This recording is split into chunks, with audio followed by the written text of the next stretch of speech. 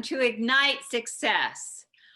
And I'm your host, Snowden McFall, 25-year professional speaker, women's coach in confident public speaking and making more money. And I am so excited today to have with me Karen Nutter. She is the owner of CBK Advising. She's a speaker and a trainer and a coach and the author of 2 books. And her second book just came out, Finding Contentment in a Chaotic World. Welcome, Karen. Well, thank you, Snowden. So Karen, let's talk a little bit about why you wrote this book. Well, Snowden, sometimes I get a nudge from God and it burns in my heart. And in 2011, I started writing the book. And then several things happened and I had to pause that book. And then when the pandemic hit, I got that nudge from God again and I went, oh my goodness, I can't let it go this time. So I pulled it off the shelf and worked on it and launched it. Awesome. So how do you define contentment? To me, contentment is encountering something that is not real comfortable. For example, if you're standing in the express line in the grocery store and the person in front of you has 25 items when they're really only supposed to have 10 or less, and you find yourself counting those items, that's discontentment. But if you find yourself not even noticing how many items they have, that's contentment. Okay, now that's an interesting analogy. So how is contentment different from happiness or joy? So contentment is a deep, deep feeling. So happiness can be really momentary and joy can be every splitting second, whereas contentment is a calm in your heart that feels like nothing else. And if you've ever felt it, you have that moment where you say, that's it. Yes. That's it. Yes. So what gets in the way of us experiencing contentment? Oh my goodness. Stress, worry, fear. Oh, did I mention worry? Oh, what about fear? Yep, those things. Feeling stressed about time management, procrastination. Most of the time, it's our own doing that gets in the way of our contentment because we were born with contentment.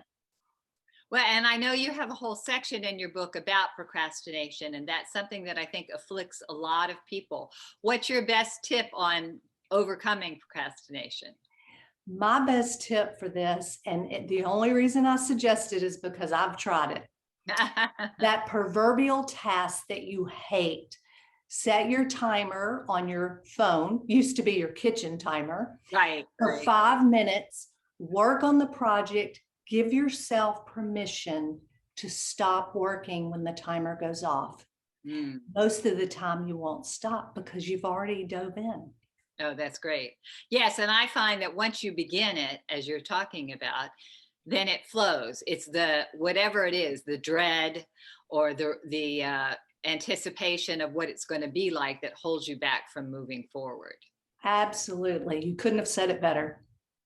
So how can people use contentment more in their daily lives? I mean, I know prayer and meditation are good keys. What else works well? Oh gosh, what worked so well for me was getting those negative thoughts down on paper, journaling about the thoughts, no matter how jagged they are.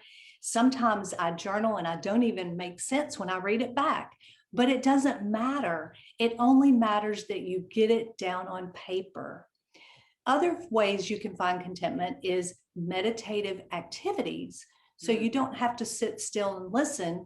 You can actually do a repetitive activity that gives you contentment, such as crochet because it's repetitive, or gardening, dig, shovel, plant, dig, shovel, plant. Anything that's repetitive like that can bring you contentment.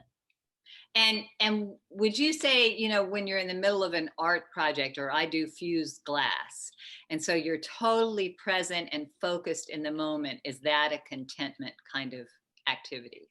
Probably. Wow, I've never done that. Snowden, do you feel content when you do that? I do. It's very creative. I get lost in the moment. I'm not thinking about anything else. I'm fully present. Yes. And I'll tell you one, you guys, that really works. And I love to color.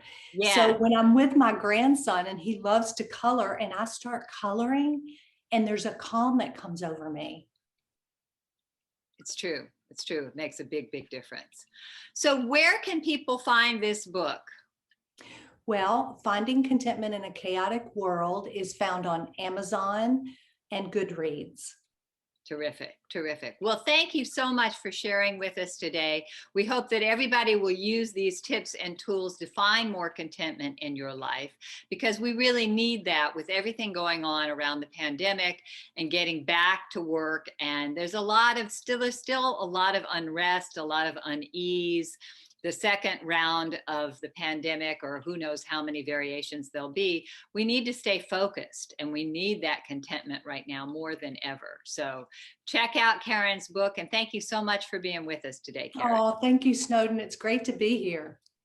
Stay tuned for more interviews with other great women on Ignite Success TV. Thanks for watching.